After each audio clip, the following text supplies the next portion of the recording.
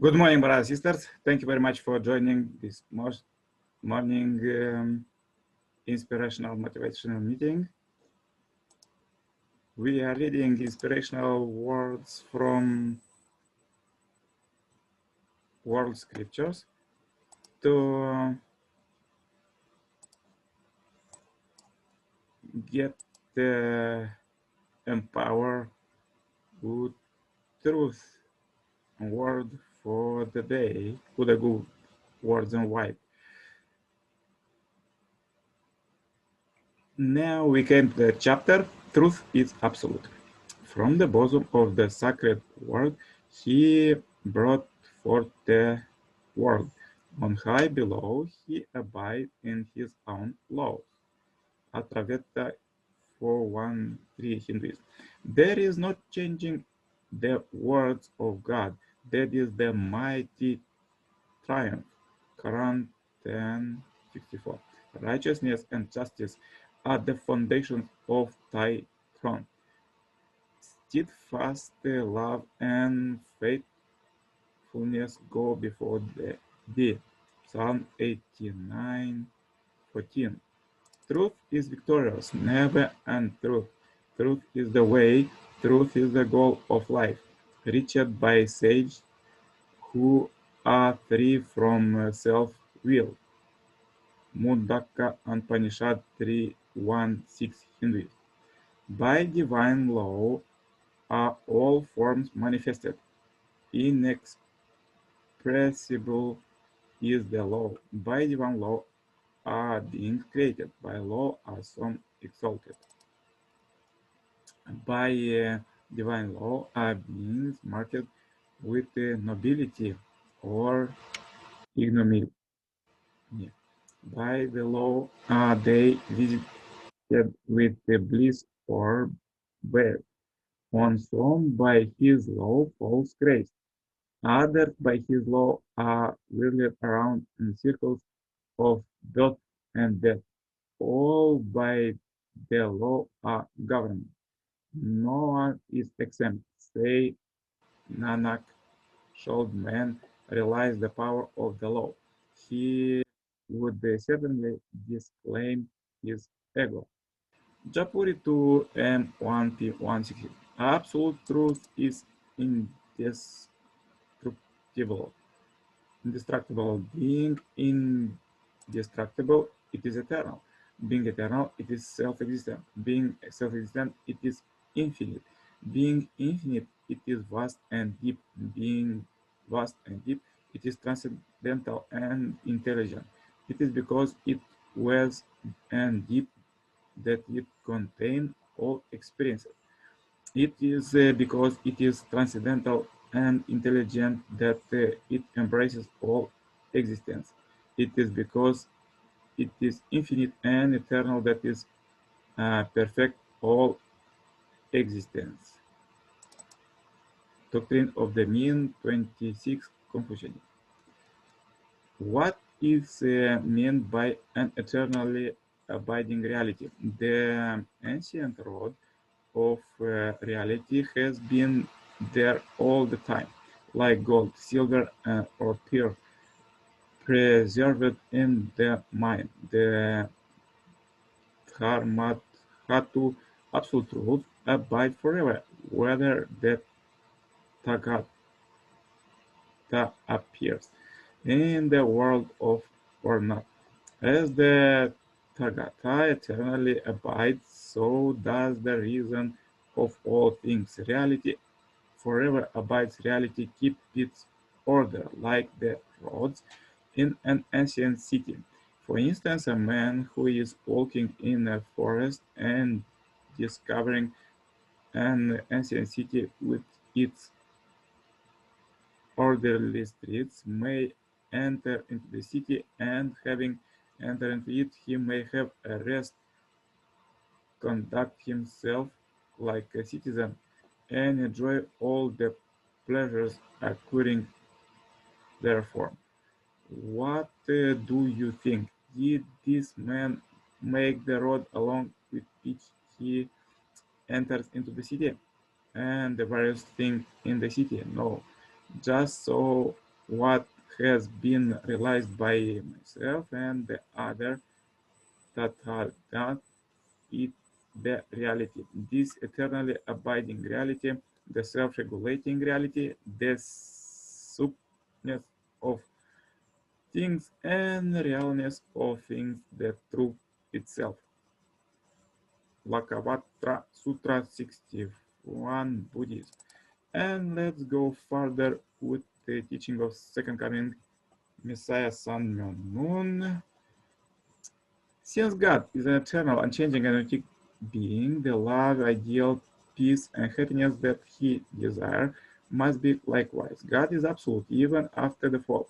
God continues to relate to what he has made according to the laws and principles he established. The life of true love is living for the sake of others, without hope of receiving something in return. As Jesus said, greater love has no man than this, that a man lay down his life for his friends, and wherever exalt himself will be humbled, and wherever humbles himself will be exalted. This is the very principle of creation, which God himself set up.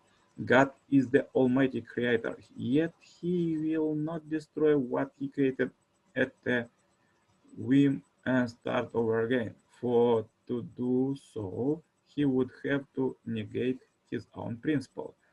The components that make up the universe were not created blindly.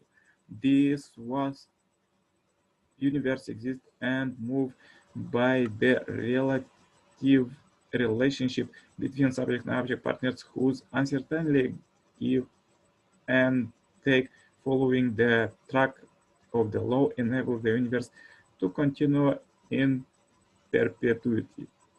To continue in perpetuity, we too must follow the track of the law. Yet, if we do not, we will not continue but will perish. For our physical life to continue, we need to eat, digest normally, and have good circulation to distribute the nutrients throughout our body. Thus, a being can continue only when there is smooth give and take.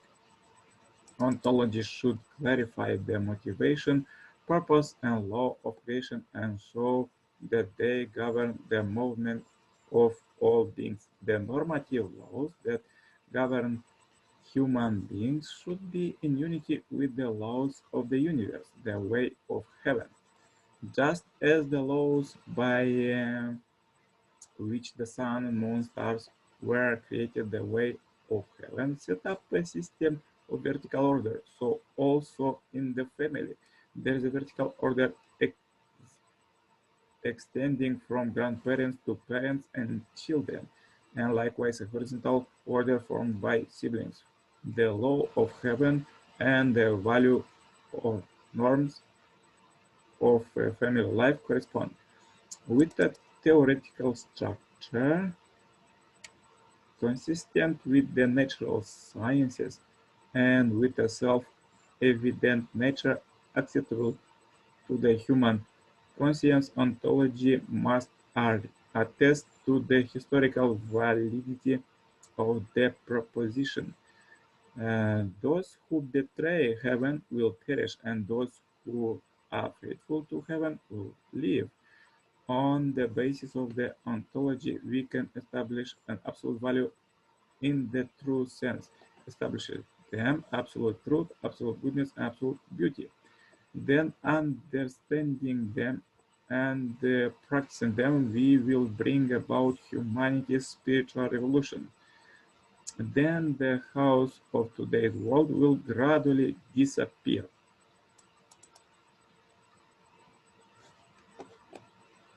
And let's go further reading my book, God's Global Trends, the chapter God's School Youth. We were all created to be greater men and women. God did not send us into this world without purpose. Our life purpose is to discover this God's personal goal and create accordingly in our life. Usually, this God given goal is our talent, and as early we discover it being young, as more we perfect it, as more we could influence this world for good and bring positive value into it that will last for future generations. Doesn't matter our talent is scientist, a musician, business person, or musician. It is it the most important in our life as we are young and grow to maintain sexual purity before marriage. Thus, the most important in life is to teach young people about the sanctity and value of marriage. Yes, this, brothers and sisters, is very important sentence that as we grow, we're supposed to keep purity before marriage and the fidelity in marriage. This is the main principle of all world scriptures and of all universe. And let's work together today and practice what is wrote in the scripture to establish these laws, establish them an absolute truth, absolute goodness, and absolute beauty. Then understanding them and practice them, we will bring about human spiritual revolution that humankind need now, this spiritual revolution. If they will make it through love revolution, they will change everything, not vast so much about and make ecological catastrophe as we now have, or argue with each other, but otherwise living for the sake of others, help others. Please do it today and practice it, and let's meet in the evening devotions and see how we practice it and what results we have. Yes, daily work on it and set up a goal every day, what you want to do today, and do it with God. Because if you in the evening plan with the God what you want to do next day, God will help you in the spiritual world. And it helped me a lot, because by yourself you could do the certain things, but with God you could do unlimited. Practice this today, set up a real goals, not only spiritual, with the envision and visionary and just affirmation, but something substantial, how much money you want to make it today and for what you want to spend. All of this, how you want to help your family,